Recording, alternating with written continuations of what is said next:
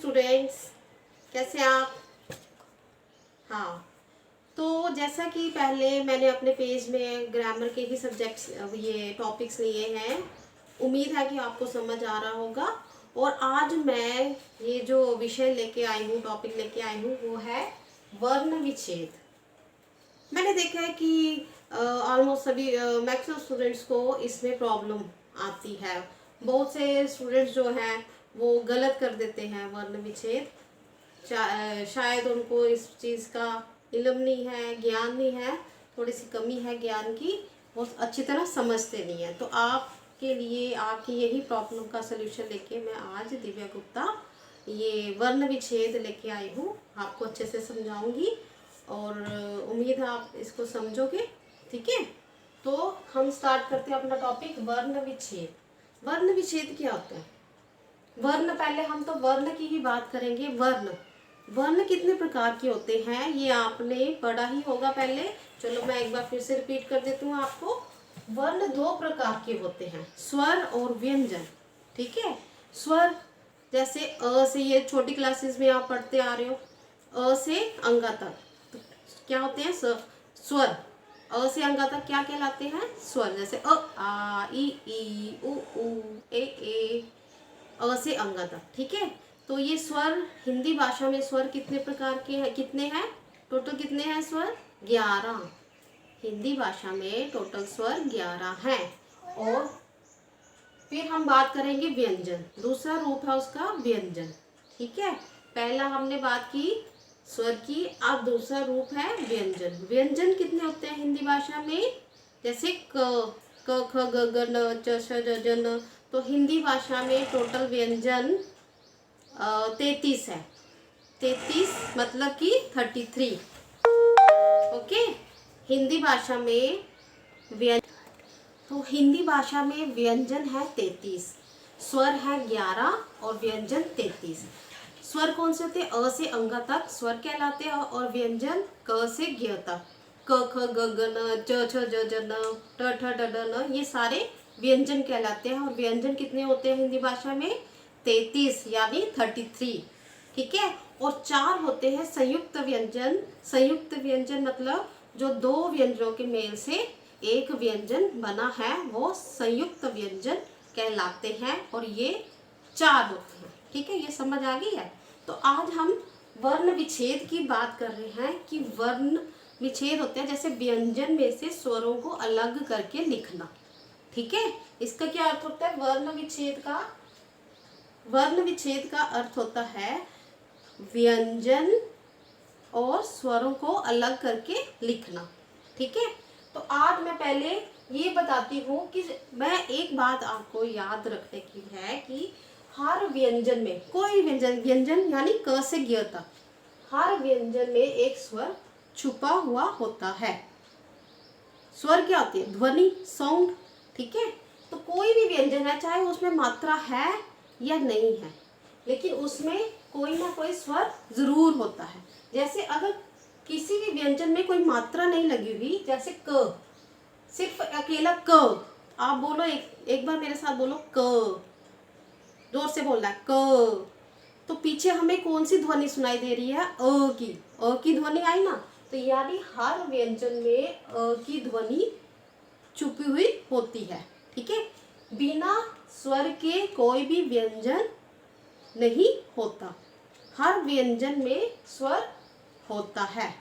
ठीक है, जैसे क, सिंगल, अगर क है, बिना मात्रा का क है, कोई भी व्यंजन है। ठीक है, यहाँ मैं एक उदाहरण बता रही हूँ, सिर्फ एक क लिया हमने उदाहरण के लिए, लेकिन यहाँ क प्लस अ इज इक्वल टू क। ठीक है, मतलब सिंगल अगर क है तो इसमें अ की ध्वनि है, अ स्वर छुपा हुआ है।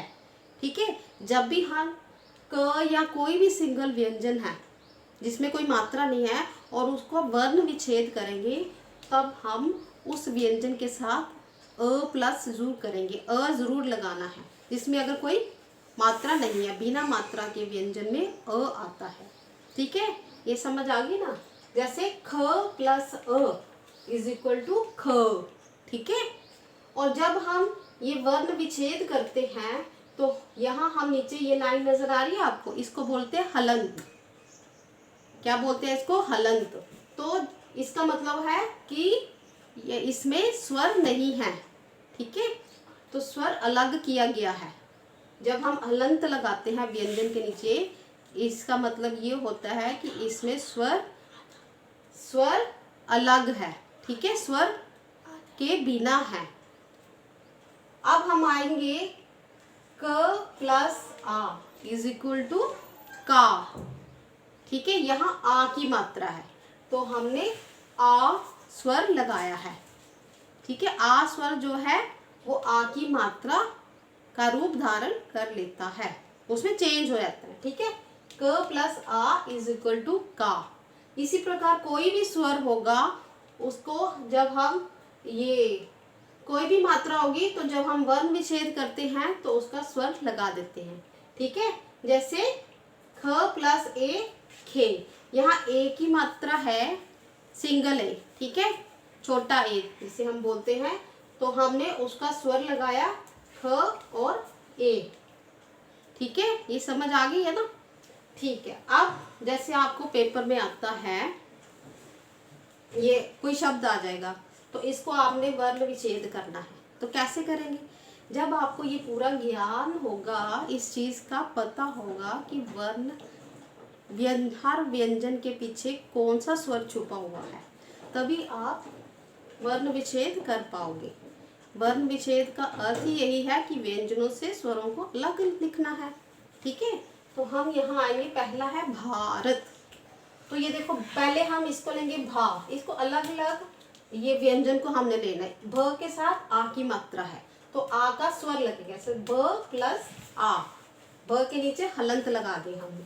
फिर र प्लस र है ना, र प्लस अ, फिर सिंगल त है, त के साथ कोई मात्रा नहीं है तो त प्लस अ, ठीक है। इस तरह से हमने भारत को वर्ण विच्छेद कर दिया। ये समझ आ गई सबको? अब हम आगे आते हैं बच्चा। इसमें ये देखो, जब हमारे पास आधा व्यंजन है, ठीक है, आधा व्यंजन को ये मैंने आपको पहले बताया, जैसे क सिंगल क है यानी आधा क, आधा क है तो इसको हमने ऐसे क लिखना है, ठीक है। और इसके साथ अ नहीं आएगा, मतलब जो आधा है उसमें कोई स्वर नहीं है, उसमें कोई स्वर नहीं है, ठीक है। जब आधा व्यंजन है तो उसमें हमने कोई स्वर नहीं लगाना होता, इसके नीचे हम हलंत लगा देंगे, ठीक है।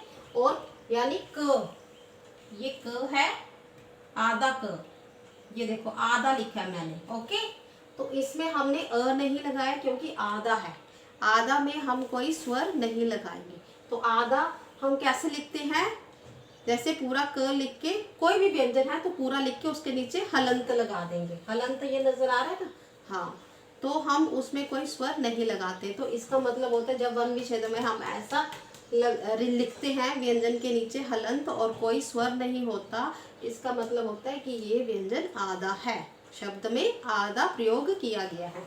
वैसे ही जैसे बच्चा, ये देखो ब आधा च पूरा च और आ, ठीक है। अब ब यानी ब प्लस अ, फिर आधा च कैसे लिखेंगे? च पूरा लिख के फिर नीचे हलंत लगा देंगे, यानी इसमें कोई स्वर नहीं है। फिर च आ, चा, चा कैसे बनाएंगे वर्ण विच्छेद में? च प्लस आ, ठीक है। अब है अगला शब्द है इतिहास। ई, ये छोटी ई है तो ई का स्वर लगाया, ठीक है, ई का स्वर लगाया, व्यंजन ही है ना, इसीलिए ये खुद में ही ये स्वर है, तो ये हमने सीधा ई लिख दिया, इसमें व्यंजन नहीं है। जब व्यंजन के साथ हम स्वर लगाते हैं और जो पहले से ही स्वर है तो उसको हमने एज इट इज ही लिख देना, उसमें कोई तब्दीली कोई चेंजेस नहीं आएंगी, ठीक है। अब है तो, व्यंजन के साथ हमने व्यंजन देखने, इसमें व्यंजन जानना, व्यंजन के साथ छोटी ई है, त के साथ छोटी ई, फिर ह व्यंजन के साथ आ है, यानी ह के साथ आ का स्वर चिन्ह, ठीक है। स के साथ अ, ये समझ आ गई? एक बार फिर से रिपीट करती हूँ। ई के साथ अ क्यों नहीं आया? क्योंकि ई एक स्वर है, व्यंजन नहीं है, इसलिए स्वर के साथ स्वर नहीं लगता, स्वर वैसा ही लिखा जाता है। ठीक है, स्वर चिन्ह है ना, ये मात्रा नहीं है। ई स्वर लिखा है, स्वर चिन्ह लिखा है, ई की मात्रा नहीं है, तो ई को हम ऐसे ही लिखेंगे। फिर त के साथ छोटी ई की मात्रा ती, तो त व्यंजन के साथ छोटी ई का स्वर चिन्ह लगाया। फिर ह प्लस आ, हा है ना, तो ह प्लस आ का स्वर चिन्ह लगा दिया। मात्रा की जगह हमने क्या लगाना है, स्वर चिन्ह। फिर स व्यंजन, यानी हर एक व्यंजन के पीछे अ की ध्वनि होती है, अ स्वर छुपा होता है, तो स प्लस अ, तो ये क्या बन गया, इतिहास। उम्मीद है बच्चों आपको ये समझ आ गई होगी, और अगर आपको कुछ भी पूछना है इसके रिगार्डिंग तो आप मेरे पेज को सब्सक्राइब करें, लाइक करें और शेयर करें। और कोई भी क्वेरी है, कुछ भी क्वेश्चन है तो कमेंट बॉक्स पे जाके कमेंट करें, रिप्लाई ज़रूर मिलेगा। Good bye.